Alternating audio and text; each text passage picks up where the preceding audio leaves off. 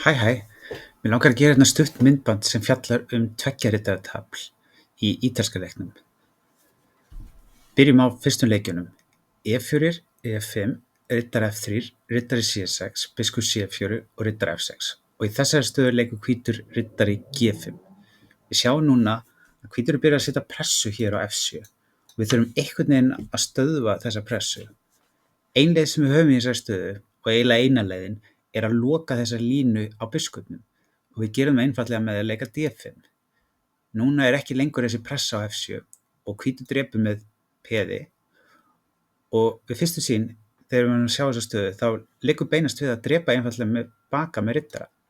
Þetta er sjálfum sér alveg í lagi leikur, en það sem gerist eftir riddari drepur F7, kóngur drepur F7, er að hvítur leikur drottning F3 og núna er hann að hóta skákinni og líka riddarann hér. Þannig ef svartur ákveður að fara með kónginn bara eitthvað í burtu, tilbaka, þá einfaldlega drepur hvítur á D5 með biskup eða drottningu og er einfaldlega bara peði yfir. Þannig að eina leiðin fyrir svartan hér er að valda riddarann með að leika kóngur E6 og þessi staði hér eftir riddari C3 er samkvæmt tölvunni í lagi, en þetta er hræðilegt að tefla þetta með svörstu mönnunum vegna þess að hvítur getur náð að hrókera, leikir hrókur E1 og meðan svartur þarf að setja riddarana eða riddari hér á B4 og það er mjög erfitt að tefla þessa svörstu stöðu þótt við séum manni yfir og ég myndi ekki mæla með því. Þess vegna, ef við bökkum aftur í stöðuna eftir að hvítur drepur á D5, að þá er besti leikurinn fyrir svartan hér að leika riddari A5. Við erum að hóta biskupinn hér, þannig að biskupinn þarf að gera eitthvað. Ef biskupinn skákar hér, þá þurfum við einhvern veginn að stöðva skákina og þá leikum við C6. Við erum vissilega að tapa núna peði vegna þess að hvítur drap á D5 og er núna að drepa C6, en það sem við fáum í staðinn er að við fáum mörg tempó með því að hóta þessum hérna mönnum, vegna þess að þeir munu þurfa að bakka. Og það er ástæðan af hverju svartur vill fara út í þessa línu með þessari peðsvörn, er að hann græðir fullt af tempóum sem getur nýst honum í að fá smá sókn gegn hvítu stöðinni. Hvítur drepur, svartur drepur og hvítur þarf núna að ákveða sig hvert hann ætlar að bakka með biskupinn. Í dag eru flestir að leika biskup D3 en það er örugglega algengast að fá biskup E2 á sig enn þann dag í dag. Ef hvítur bakkar á A4 í þessari stöðu, þá getur svartur auðveldlega unnið lið með því að leika H6 sem er alltaf gagnlegur leikur. Hvítur riddarinn á einn góðan reit sem er F3 og þá leikur svartur einfaldlega E4. Ef hvítur fer núna með riddarinn á E5, þá er svartur frábæran leik sem hótar tveimur mönnum á sama tíma. Hann gerir það einfaldlega með að leika drottning D4. Og núna það sem gerist er að við erum að hóta biskupnum á A4 og riddarinn á E5. Ef hvítur drepur á C6, drepum við einfaldlega biskupinn á A4 og ef hvítur drepur á C6, þá drepum við bara tilbaka, drepið og drottning C5 og það er engin leið að bjarga þessu riddara. Hvítur getur vissulega drepið á A7 en eftir hrókur drepur á A7, þá er þessi biskup hér, auka biskup, hann er sterkari heldur en þessi 3 peð fyrir svartan. Og ég myndi allan daginn vilja vera frekar með svörstu stöðuna. Hann þarf einfaldlega að leika biskup E5, drottning E5 og við getum fara að sækja hérna á kóngsvænginn með góðri sókn. Bökkum þá aftur hérna í stöðuna.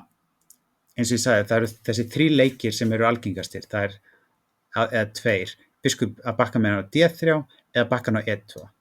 Förum bara yfir biskup E2 núna sem eins og segir algengasti leikurinn. Þegar hann bakka hér, þá höldum við áfram að vinna tempó með því að hóta hvítumönnunum. Svartur leikur einfaldlega H6, riddarinn bakkar á F3 og við leikum í F4. Riddarinn á núna bara 1 reit sem er E5. Riddari H4 er bara tapar eftir G5 og riddari G1 er ekki leikur sem hvítur vill leika bara manni aftur í borð. Ef hvítur myndi leika eitthvað svoleiðis, getur svartur einfaldlega leikið örugglega biskup C5 og biskup B6 og síðan hrókerað og er bara með frábæra stöðu. Þannig að hvítur fer með riddarann á E5 og nú er spurning, hvernig á svartur að halda svona áfram? Þegar ég var að byrja að tefla þá leikur svart oftast þessum beinskeytta leik með að hóta riddarann en ég held að það sé ekki besti leikurinn í stöðunni. Vegna þess að eftir að hvítur leikur D4 þurfa að drepa og eftir uppskipting hér þá ætla hvítur einfaldlega að leika B3 og síðan leikur hann biskupnum hér og síðan leikur hann riddari C3, drottning D2 og langkrókarar. Og þessi staða, þótt hún líti ekki út fyrir að vera hættuleg fyrir okkur, þá hún frekar örugg fyrir hvítan.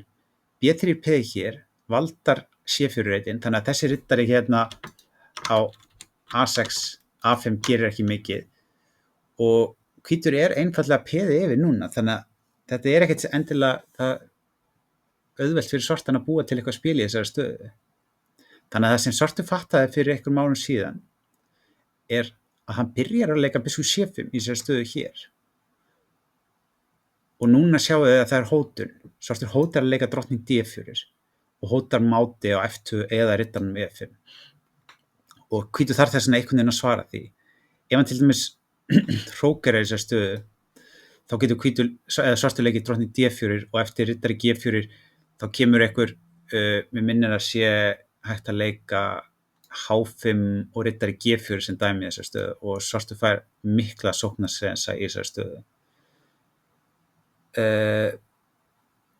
Þannig að hvítur vill helst ekki þurfa að bakka með riddarann, þannig að hann leikur í þessari stöðu C3 og hugmyndin C3 núna að leika næst bara D4 og það sem svartur gerir núna hann leikur drottning C7 eða jafnvel bara sem biskup D6 og núna þegar hvítur leikur D4 drepið og riddari drepur og drottning C7 þá þetta eiginlega sama staðan við sjáum þegar svartur leik strax biskup D6 munið þegar svartur leik strax hér D4 drepið nema hjá okkur eftir biskup C5 þá hvítur búinn að leika C3 í þessari stöðu og það sem svartur græðir á því að hvítur sé búinn að leika C3 í þessari stöðu að ef hvítur ætlar að stilla upp eins og við vorum að sýna áðan með að leika B3, biskup B2 þá á hann ekki C3-reitin og biskupinn á B2 verður frekar lélegur hér út af peðinu þannig að hvítur fær ekki þessa þægilegur uppstillingu á drottningavægnum sem hann fékk annars. Þannig eins og segjum til dæmis hvítur leiki eitthvað eins og riddari D2 þá getur svartur hrókerað B4 riddari hér og riddari D5 og svartur komið pressu hér á C3-peði sem dæmi og þessar stöður eru oftast mjög góðar fyrir svartan. Hvítur það líka að passa sig á því í sumum stöðum ef hann fyrir að hrókar allt og snemma þá onni H2 þannig að þessar stöður til dæmis ef hvítur þarf að eyða leiki eða leika eitthvað eins og H3 hér þá svartur komin örugglega með nægt spil fyrir peðið og getur leikið næst biskup F5 hrókur D8 og allir svörtu menninu komin í spilið á meðan hvítur þarf ennþá að virkja þessa menn. Þannig að ég myndi segja að það sem mikilvægast fyrir svartan að þekkja í þessari stöðu hér að leika biskup C5 og síðan bakka með biskupinn á D6. Ég veit að þetta lítur frekar skringilega út en þetta samt besta leiðin fyrir svart til þess að mæta þessari byrjun, þessu tveggja riddaras tabli með riddari G5. Ég held ég endi þetta núna, þetta myndband.